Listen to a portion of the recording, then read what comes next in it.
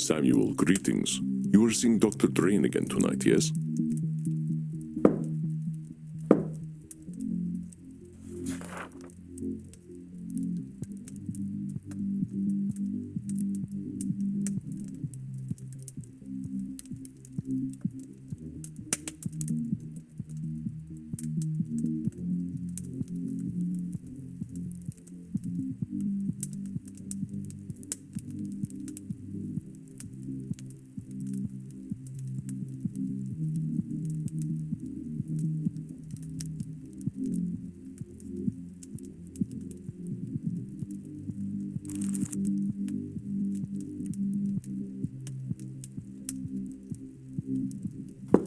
That's right.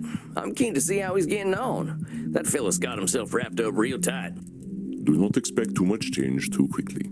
It takes a while for thoughts to internalize, even when we know the truth of them logically. It took me only 2,800 years or so to internalize what I needed.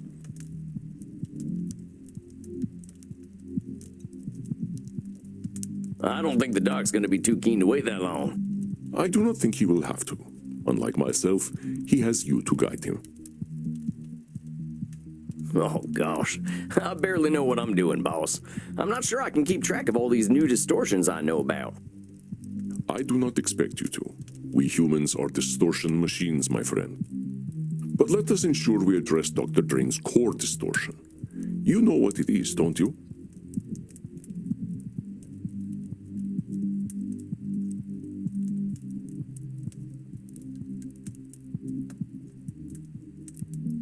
It's disqualifying the positive, ain't it? Dr. Drain does indeed exhibit this cognitive distortion, as we all do. But there is a distortion that truly drives his decision-making. I think you can tell me what it is. That fella's a should-statement machine, I'll tell you what. That's right. We can be certain he will carry this distortion with him, but I would like you to pick the rest to keep in mind, Samuel. Up until this point, you have addressed client distortions in small clusters. But now that you are aware of more cognitive distortions, you will notice them everywhere. We must not use cognitive distortions as weapons to beat our clients with. So pick 4 more to keep in mind during your session. But what do I do if I detect he's showing the distortions I'm putting aside? You do not need to address all of them, my friend. You will not catch every distortion, and if you did, I believe your clients would find you irritating. I do not alert you to half of your cognitive distortions. We know that Dr. Drain will exhibit should statements. What else do you think he will come to this session with?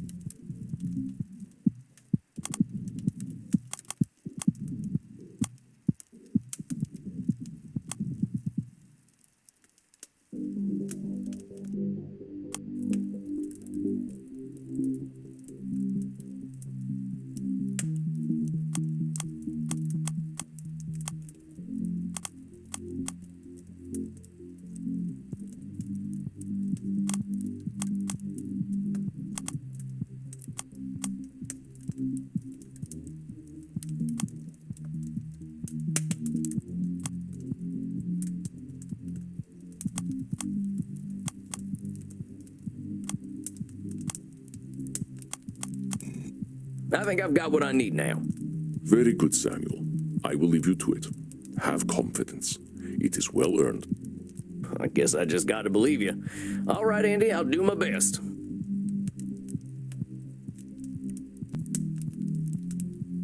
I know you will. I will see you after your session. I think I'm ready, and here comes the man himself. Dr. Drain, good to see you again. Yes, well, I wish I could say the same. I have not had the most productive month. Back on this productive wagon, huh? Last time we were talking about all them should statements. Yes, exactly. And what a waste of time that was. I took what we spoke about to heart, you know, like a fool. But the should statements, as you so tritely put them, were the only thing holding me together. You ignored the addiction problem I came to you with. Nay, worse, you told me it was fine. And oh, how eager I was to test that theory. I have partaken of my awful plasma almost every night. I am more monster than man now.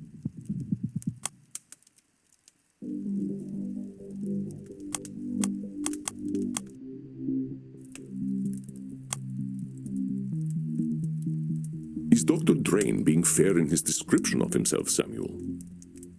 I have partaken of my awful plasma almost every night. I am more monster than man now. Compadre, you are a labeling machine tonight. Let's slow down and see if we can talk through what's been happening. Let's start with this monster label. Last time you told me that this plasma of yours just made you let loose a little. That don't sound too monstrous to me. You forget, Sam. We are vampires. When we let loose, all the world suffers. Sounds to me like we could be having a fruitful conversation about moderation. I have a better idea. Seeing as you do not understand the gravity of the situation, I will make you understand. This is the plasma I've spoken of. Pure vampiric essence. I will show you how should statements are the remnants of our humanity. We should not be so quick to cast them away. I agree with you that should statements are human, but that don't make them universal. That's the point I'm trying to make. There's lots of ways to live, Doc. That is exactly the problem, Sam. We don't live. And this is the result most dire. Witness the wages of our sin. Now, hold on a sec, Doc. I think we better... The time for caution is over. Goodbye, Sam. What in hell? Does it feel good to be alive? And who are you, darling? I'm Sam. I'm your therapist, Doc. You know that. My therapist! Oh, how wonderful. How absolutely pathetic. A vampire therapist. Oh, what a sad, pathetic waste you are, Dr. Drain. Allow me to introduce myself, then. I am Lord Luridus, and unlike that sad sack of quivering shit you've been talking to, I am a vampire. I kill, I drink, I fuck, and I'm dead sexy.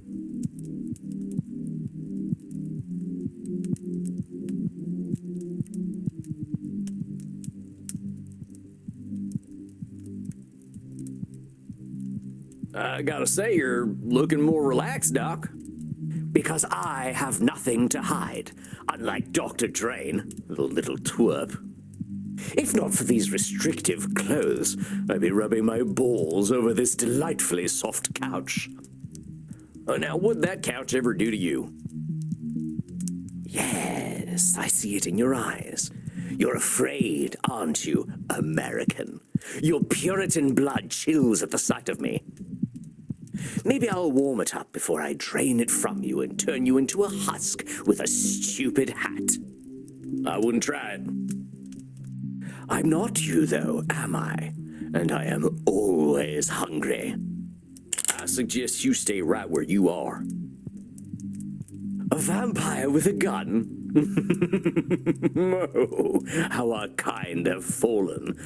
What are you going to do, cowboy? Kill me? Nope, but I can make sure the next few months ain't fun for you.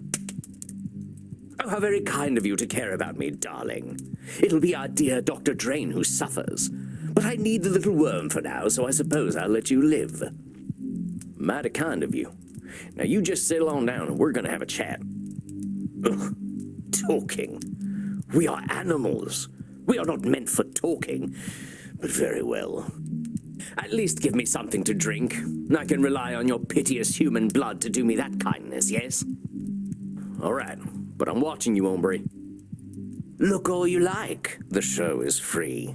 This is better than the swill I usually prefer. I'm more of a quantity over quality sort of creature. Yeah, I know your kind. I used to be a lot like you. And I suppose now you are just as repressed as the sad creature that exerts control over this luscious body of mine. I'm more free than I've ever been, but don't you worry about me. Let's talk about you. You're going to psychoanalyze me. I live according to my nature. You might as well interview a lion. Yeah, we'll see about that. I'm sure you are the way you are for a reason. You're not wrong about that. You know the answer already. Dr. Drain needs me. I am what is missing in his unlife.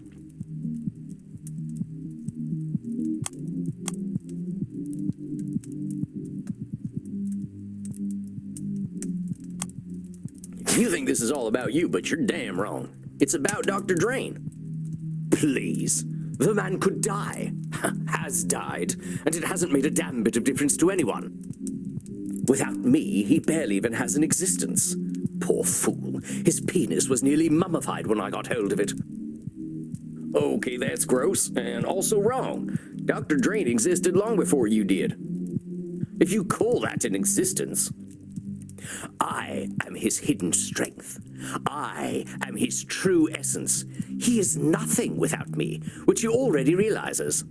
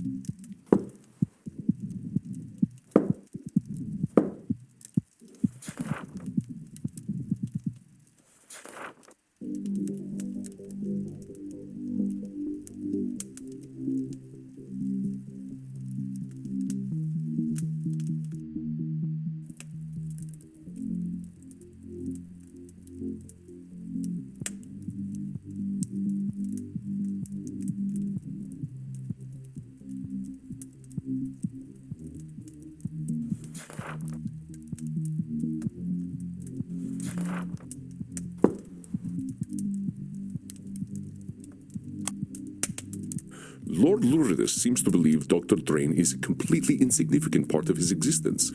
Is this true, Samuel? I am his hidden strength. I am his true essence. He is nothing without me, which he already realizes. Lord Luridus seems to believe Dr. Drain is a completely insignificant part of his existence. Is this true, Samuel? I am his hidden strength. I am his true essence. He is nothing without me, which he already realizes. You know, life seems pretty dang easy for you. Everything's so simple, ain't it? Something is and something isn't. Nothing in between. Nosferatu thinking's what I call it. Why, yes, that's exactly it. Our life is easy. It's you enlightened vampires that make it so difficult. All the answers are so simple. We exist to eat, kill, and defile. All else is simply a lie. And why lie when the truth is so delicious? Yeah, we all got needs, but we ain't animals. Not even you.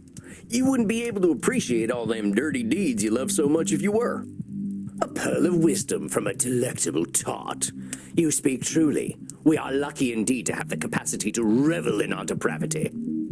A shame the sad little doctor does not do so. You hear him talk about what he should do, but the sad creature cannot do those things. He should give in to me, and thanks to you, he has begun to. Come on now, you're really countering his shoulds with your shoulds? I think that proves there ain't no such thing as a should everyone agrees on.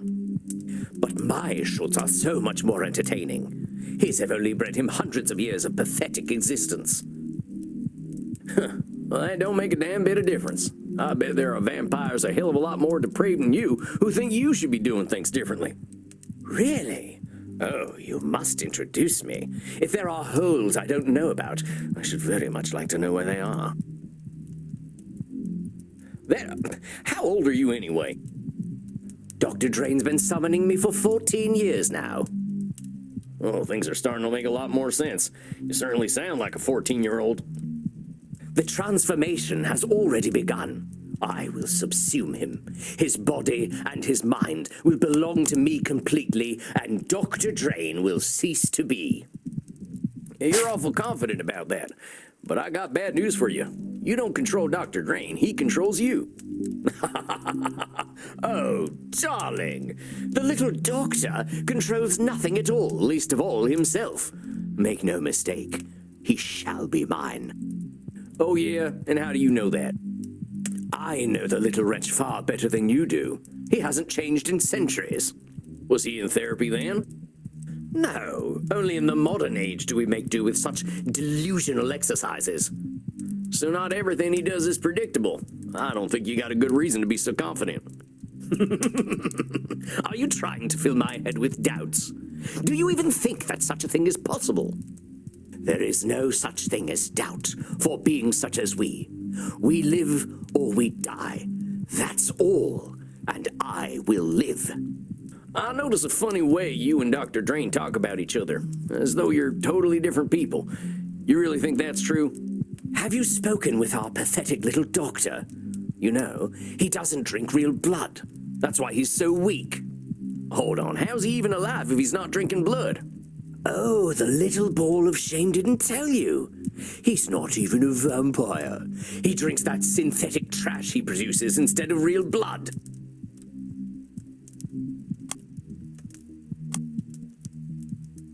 Seems to me you got a pretty dang narrow definition of what it means to be a vampire. Heck, I don't see you wearing a cape. You sure you ain't just a regular mortal? Don't be a fool. There is a minimum requirement for being a vampire, that's all, and Dr. Drain does not meet it. He's an embarrassment to our kind, and worse, an embarrassment to me. I wouldn't be surprised if he were a 400-year-old virgin. If it weren't for me, his cock would have shriveled up like a raisin. I think I'm gonna surprise you, Lord, whatever you're calling yourself, but I think you're right. Dr. Drain does need you. But like it or not, you need him too. How very bloody dare you? What possible use could I have for a little turd like him? And none at all, long as you keep calling him names. You keep thinking of him as being a turd, and that's all he's gonna be. I admit, Dr. Drain might have a thing or two to learn from you, but he ain't gonna learn as long as you keep antagonizing him. Oh, come now, the little worm likes it. He is far better at hating Dr. Drain than I am, and I find him entirely loathsome. Then you ain't giving him room to grow. How would you feel if someone just called you an animal? I am an animal, pure and perfect. I don't care what anyone thinks of me. Vampires ain't animals, not even the worst of us. The moment we learned to talk and reason, living like beasts was out the window. What a strange creature you are. You dress like a buffoon, but speak like a philosopher. The buffoon is the more admirable of the two. At least he's honest. You and Dr. Drain lie and lie and lie to justify your existence. It's ridiculous to suggest that I need him. What could I possibly need him for? When I tire, I sleep. When I lust, I fuck. When I thirst, I kill. As it should be.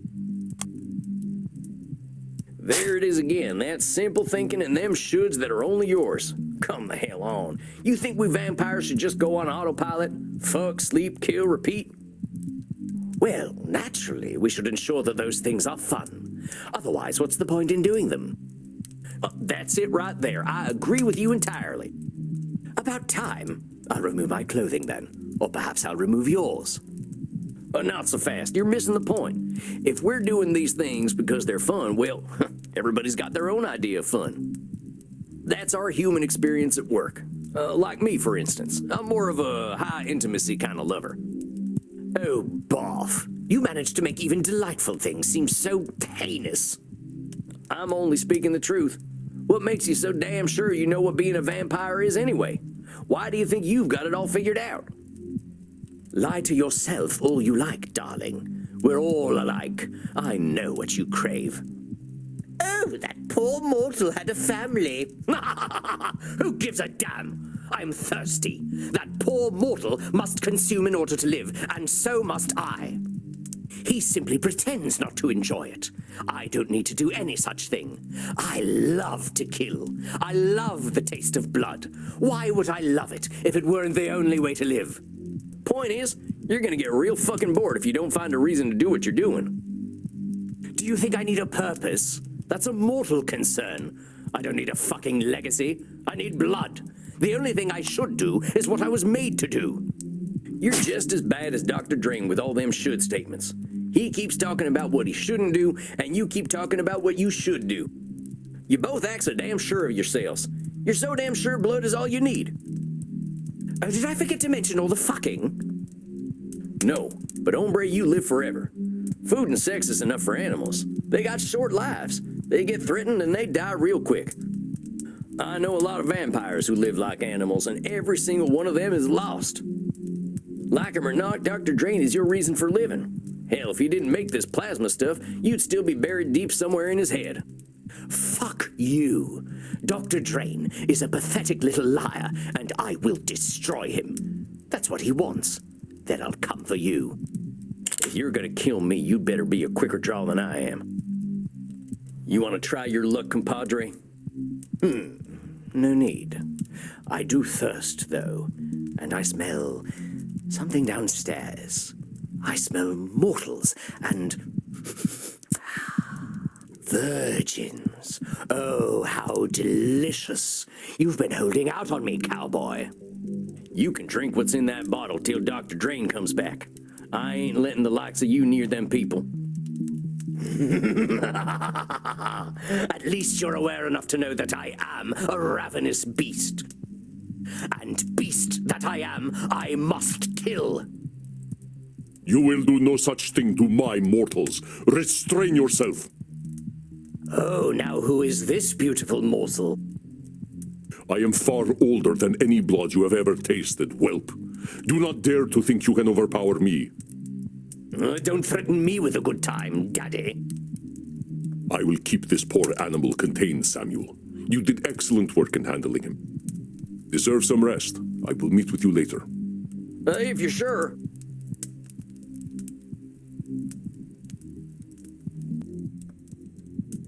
Do not worry. I have no need to hurt him. Well, now I'm just disappointed. All right, Andy. I'll talk to you later. And Lord Lurid, or whatever your name is, think about what we talked about, huh? Dr. Drain's got something you need. Oh, Vom, get out of here already. Not you two.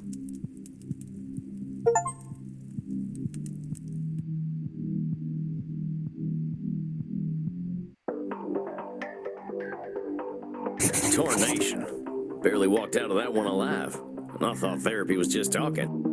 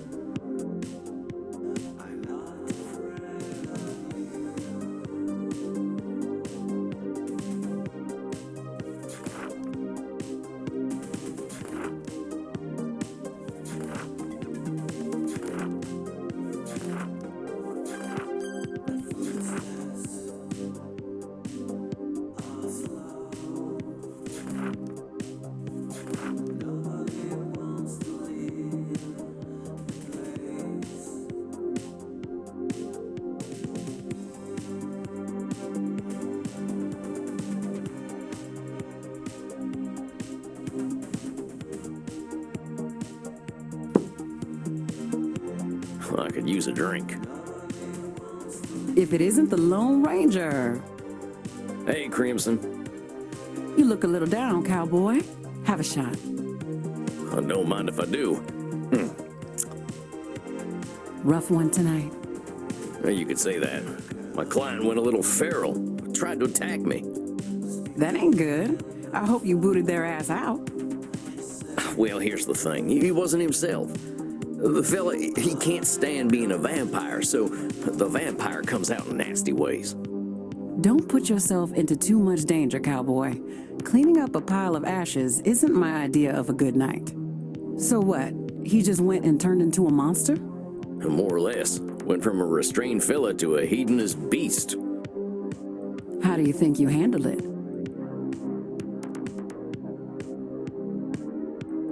I think I did all right. I learned a whole bunch of cognitive distortions now, so I was still able to challenge the beast. Well, the way I figure it, he's still desperate for help, even if he doesn't act like it. I can see why Andy likes you. A heart's still beating in there. I'm a creature of the night, too. I just want to help my kin. People like talking to you, cowboy. They can't help sharing their lives with you. Whatever it is about you, folks are always going to prefer talking to you over killing you. I surely do hope you're right. You know my big secret already. I wouldn't have told it to you if I didn't believe in you. Well, that's mighty kind of you, Crimson. I'm humbled. Quit it with the aw shucks stuff. Now you're just trying to be cute. And making success visit. Oh, hey, it's my little buddies. How's it going, kids? Bad. I'm sorry to hear that, Maxie. What's going on? Make some room, Kinder. I've got customers to serve. Go talk in the kink room. Would you like to chat in the kink room, Maxie? I would like that very much. So what's going on, Maxie? My boss yelled at me today and made me sad. Well, what happened? Someone injected a malicious SQL query into our API and used it to execute code. We did not have our queries parameterized, so they were able to drop the user table entirely. I warned the backend developers that this would happen, but I got all of the blame. That sounds like a real mess, Maxie. Reminds me of the time I forgot to lock the gate on a cattle drive. By morning, every last cow was gone, just like your, user table thing. Maybe your boss was hopping mad, but I bet next time they'll listen to you. Am I the only one who is now aroused? No, Reinhardt, I am also aroused. Okay, get on over here and pass me some neck. I feel as though all my worries have been sucked away. I am well acquainted with this feeling, Hazi. And you will be once more. I think that's my cue to get to my coffin. You scared the American away, Maxie. I suppose I am a very bad girl. All right, I'm out. Bedtime for Sam. I'll see you kids later.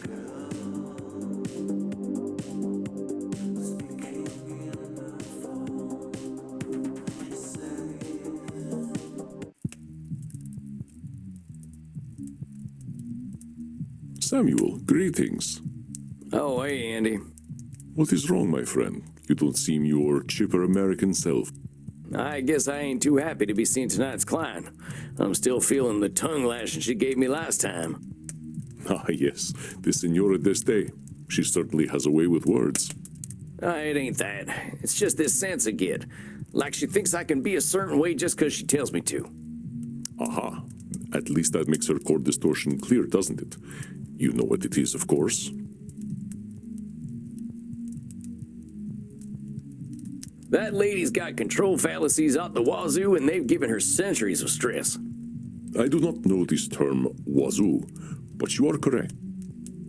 The woman who chooses immortality so that she can ensure her family makes the correct decisions probably has some control issues. And taking out her stress on me. Do not take her criticisms too much to heart, my friend. You are simply a convenient target, an element within her control. That still don't make it much fun. I will not deny that Senora d'Este is a confrontational client, but take her presence as a gift, however you can. A woman so powerful in her time has much to teach us. You have all the tools you need at your disposal to help her. Consider your approach.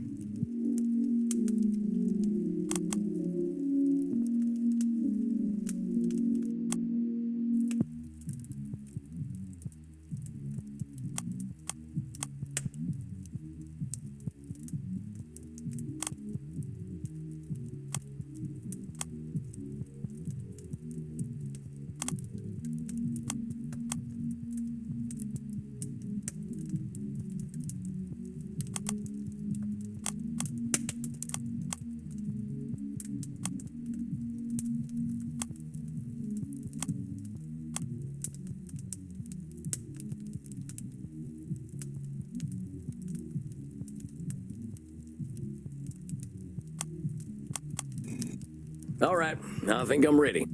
I will leave you to meditate then. Be well, Samuel, and let this 3,000-year-old tell you, you are a fantastic therapist.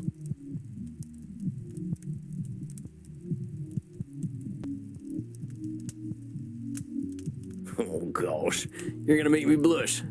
Get on out of here, boss. I can handle this. I know you can. Now I think I'm ready. And here she comes. A deep breath.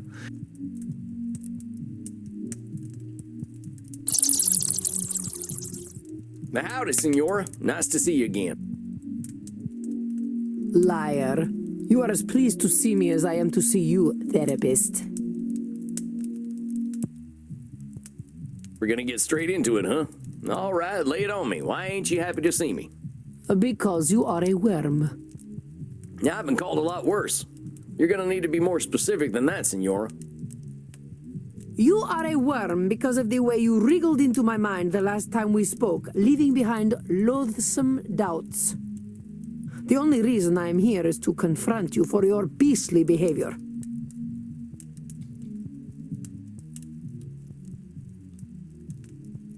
I come to you in crisis, and you suggest that I am the cause of my own woe.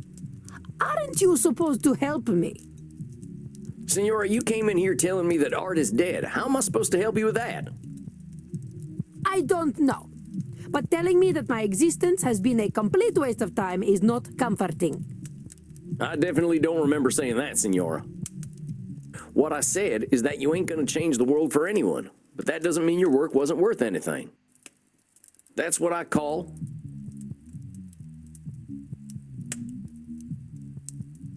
That's what I call a control fallacy. Senora, you're one person.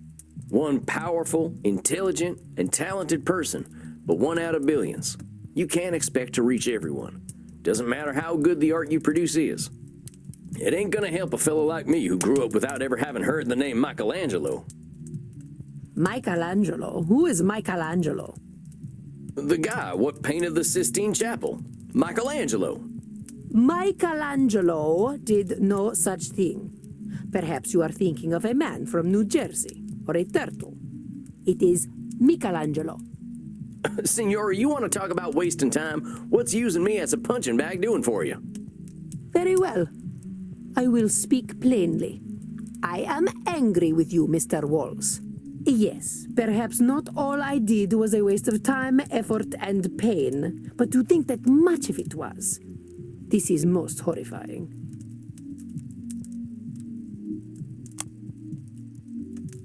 Listen carefully, Samuel. It is not only truth that harms the Senora, but also the way she perceives truth.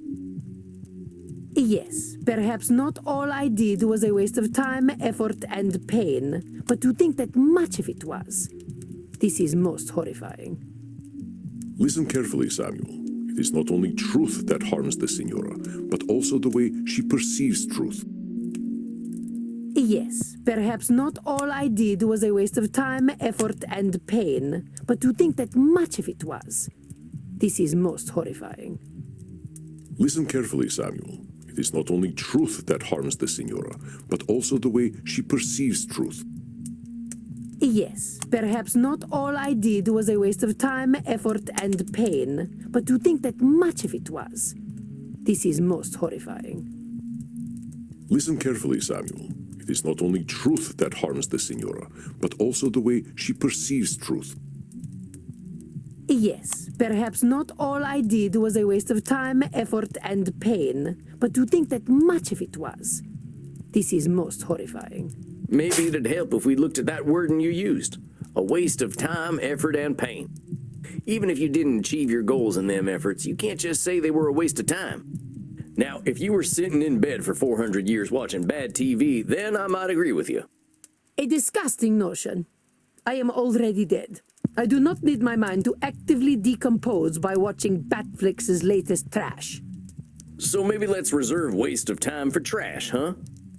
I can see why it'd be upsetting to see something you put a lot of effort into not work out. It is more than upsetting. It is devastating. I did not just fail to bring the understanding of true beauty into the world, I failed to bring it to my own familia. I watched them die, Mr. Walls. It was not the physical death that caused me the greatest pain, but the spiritual death. They had no care for the Gonzaga name nor the Deste name. Despite my sacrifice and all my efforts, they pissed away my legacy. Oh boy, sounds like there's a lot to unpack here. It is a dark and painful story, Mr. Walls. A story where my greatest joy turns to ash, and I was powerless to stop it. When last we met, did I tell you about my son? No, I don't think so. Federico. Ah, my dear Federico, my little clown, my delicate artist, my beautiful boy. I suffered for him, Mr. Walls. I put up with my husband, Frankie, and all his brutishness, all his licentiousness. All for Federico. I raised him to be intelligent and clever, to understand the gentle arts and philosophy. I raised him to be a deste. But for all my efforts, I could not cool his Gonzaga blood, and it persisted for a century, to the ruin of our house.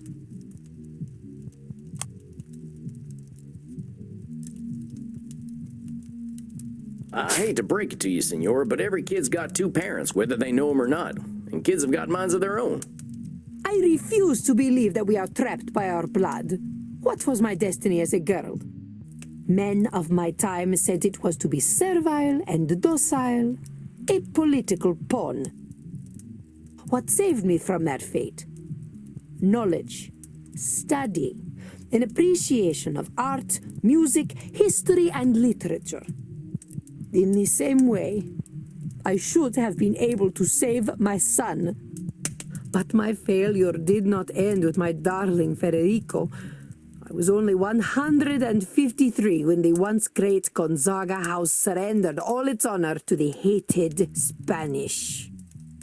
I stood by, useless as a statue, as the Gonzaga name burned in the war of the Mantuan succession. What's this War of the Mantuan Succession all about? Do you know nothing of history at all? Oh, very well. It all began because my fool of a great-great-grandson, Vincenzo II, did not listen to me. Instead of dutifully procreating with his wife, he decided to impregnate mistresses. When he ate himself into the grave, the line of succession was broken, and the French and Spanish swarmed upon my home like cockroaches. I killed a great many of them myself, but it was not enough. Eventually, the Gonzaga lands were given away to both countries. Of course, this is common knowledge. I would have had your tutors beaten. Senora, the only tutors I ever had showed up after eating a can of baked beans. Disgusting. So wait, there's a whole ass war going on and you're supposed to stop it? How's that work? I gave up my humanity to guide my familia through the ages. If I could not do that, what was the point of becoming undead?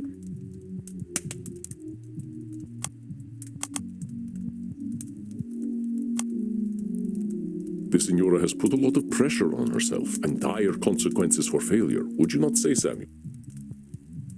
I gave up my humanity to guide my familia through the ages. If I could not do that, what was the point of becoming undead? Senor, being a vampire gives us a lot of powers, but it doesn't give us the power to control a single human being, let alone a whole dynasty of them. When the heck have we ever listened to our betters? I ain't no historian, but I know enough to know people are liable to making the same mistakes over and over again. Humans have got that whole pesky free will thing that makes them do dumb things. Perhaps you are correct. Stupidity is inevitable. I understand what you are trying to do, Mr. Walls. What am I trying to do, Senora? You are trying to tell me that I have been living a lie for more than 400 years. I ain't doing anything like that, Senora. Do not fret, peasant. We are in agreement. I have been living a lie. We all have. As I told you last time, I know my own foolishness. But time has not made my mortal concerns fade. In my mind, I know that virtue, love, chastity, wisdom, honor, these kinds of words were created by men to make us supplicant. But, fool that I am, I still love the idea of virtue. I have loved it ever since I was a child.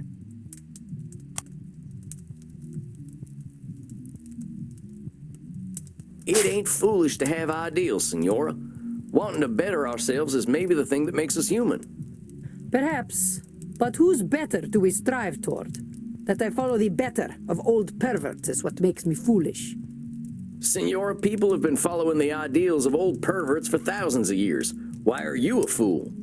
Do not mistake, Mr. Walls. We are all fools. Oh, well, that's better then. Mind your tone. I will tolerate a fool, but not an impertinent one. As I was saying, my folly was to fall in love with these ideals as a child. I used to love all the tales of Roman mythology. I saw myself in all the goddesses. I saw my strength and chastity in Diana. In Minerva, my wisdom. In Venus, I saw my timeless beauty and romantic nature. Romantic nature? Romantic nature? What a wretched parrot I hear. Do not look at me so. Yes, I was a romantic. Until reality came crashing down upon me. Look at this painting I had commissioned. What am I looking at? I don't know much about art.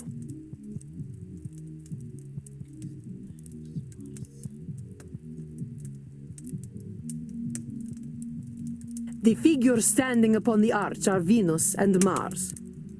Mars is portrayed by my idiot husband, Frankie. Beside him, I stand as Venus. Oh, I'm not sure where I'm supposed to be looking.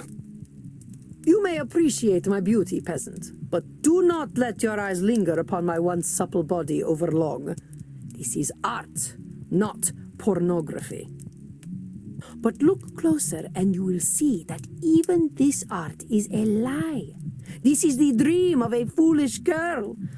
To be enjoined in pure romantic love with a handsome warrior. I believed so hard, Mr. Walls, that I thought I could make it true. But this handsome man is not Frankie. This is Frankie. He is not Mars, but Vulcan.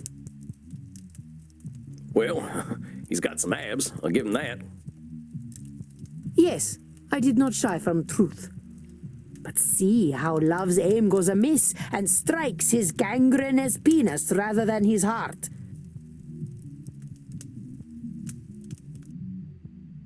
See the grapes behind him, for the drunkard is never far from his true love. See how he flails helplessly, as if begging a true warrior to put a sword in his belly. I'm sensing we've got some work to do around your husband. Whatever gave you that impression? The man was created solely to crush my view of the world and my place in it. Naturally, I might have some issues around him. I now believe that Frankie was the truest man I ever met. That is what broke my heart. I maintained the illusion that he was my Mars because that is what I needed. I was not ready to face the truth. Oh, but I knew. Even as a 15-year-old girl, I knew. But I could not accept that I was married to the legendary penetrator of Mantua. Is it any wonder that I prefer the lie of virtù? Is it any wonder that I still prefer to believe it? The problem is men. You are all weak animals who would give up your dignity for an evening in the company of Lucrezia Borgia. Hold your horses there, Senora. I don't even know who the heck Lucretia Borgia is. She is the inventor of twerking. All men flock to her, as I'm sure you would. They say she was blonde, but she looked like a redhead to me. You know what they say about redheads. Kissed by Lucifer. Dang, Senora. Your overgeneralizations are building up and making you see whole groups of folks as awful. Now, I know you got your reasons for feeling the way that you do, real personal ones, but recognize where your experience is making you narrow your thinking. I mean, Senora, I'll be straight with you, as you're a tough lady. Here's where I think it's coming from. You're comparing people to gods, including yourself, and everyone's failing that test. Frankie weren't never going to be Mars. You weren't never going to be Venus. You weren't born out of no shell. And you will never be anything but a peasant. Heck, Senora, I'll be as surprised as anyone if I get invited to a high society dinner. I can tell I'm hitting a sore spot, but maybe that means that's what we've got to focus on. I do not like you, Sam Walls. But you are correct. I betray my own purity of spirit with my anger. But I say, why should we not aim to be like the gods? Humanity is not worth preserving when we are such petty creatures.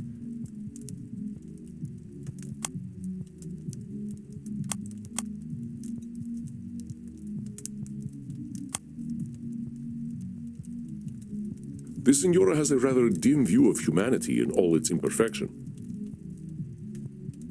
But I say, why should we not aim to be like the gods?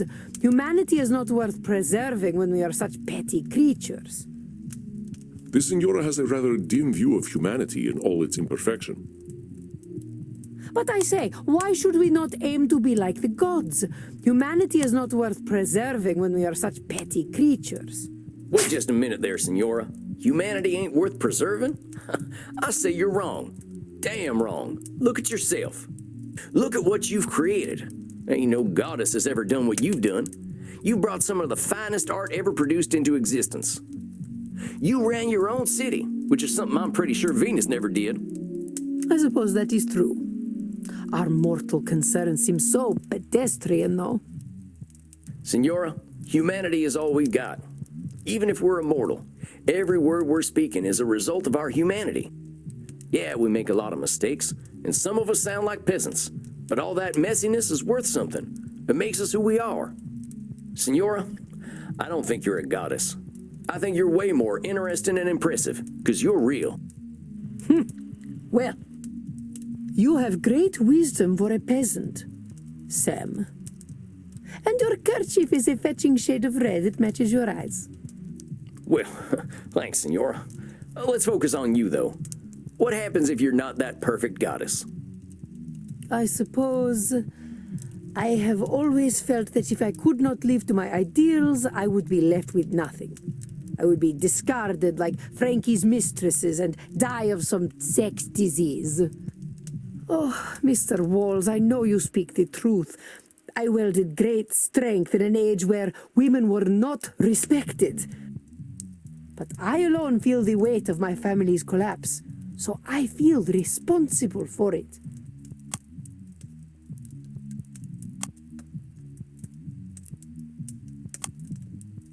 Does Senora Deste's feeling of responsibility for her family, does Senora Deste's feeling of responsibility for her family make them her responsibility, Samuel?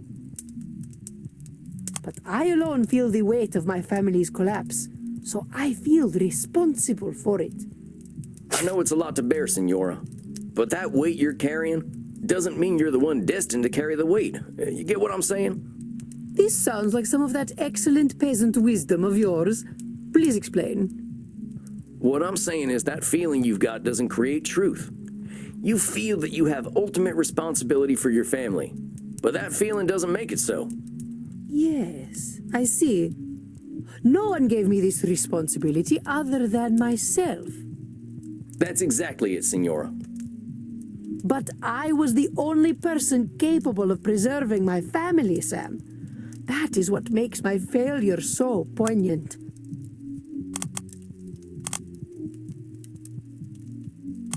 Senora, what if you weren't the only person capable of preserving your family? What if no one person was? I don't know. I never considered such a thing. Well, try to consider it now. What if you accepted that whatever was going to happen to your family was going to happen? You sound like a Calvinist. Never mind with the labeling for now. How would you feel if you knew nobody can control what happened to the Gonzaga house? I think I would feel relieved. Senora, whatever happened to your family, fault never belonged to you. You were the one who named yourself responsible. No one else did. Look at who you are. And I think you can be damned impressed at who that lady is. Damn you. Too late, Senora. Look, let's wrap up tonight, huh? I think you did great. You probably got some stuff to think about. Yes. Thank you, Sam. I will see you in a month. Of course, Senora. I'm looking forward to it. Goodbye, Sam. Samuel, it appears you have an admirer. Oh, shucks. I think Isabella d'Este has liked fewer than 5 people in her hundreds of years of existence, and you are one of them. Remember, though, that romantic entanglements between a therapist and client are absolutely forbidden, in case you are tempted. Come on now, Andy. I ain't gonna do anything like that. Of course, should the mind wander into fantasy, that is entirely acceptable. Oh, you're just messing with me now. I could not help it. It's rather cute. The First Lady of the Renaissance and humble cowboy Samuel Walls. Quite a picture, isn't it? Okay, that's it. I'm getting a drink. I'm sorry, Samuel. Please, drink. Ask Crimson for the Royal Virgin. It's my very best. I think you deserve it. Yeah, whatever. You have a good night, Andy. Rest in peace, Samuel.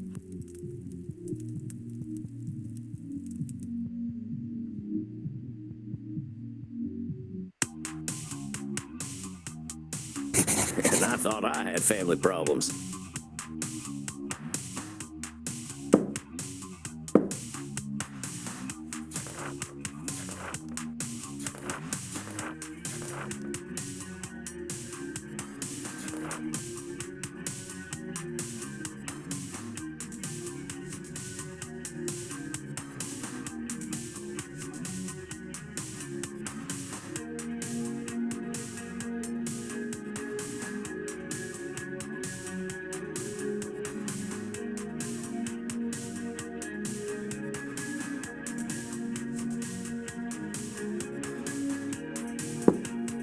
I'll need me a Crimson special after that one.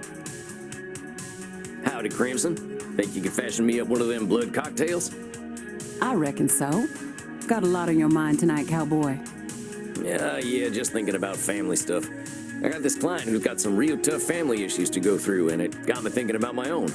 Or my lack of family, at least. You got any family left? I've got a great granddaughter kicking around apparently, but she's got no connection to this old cowpoke.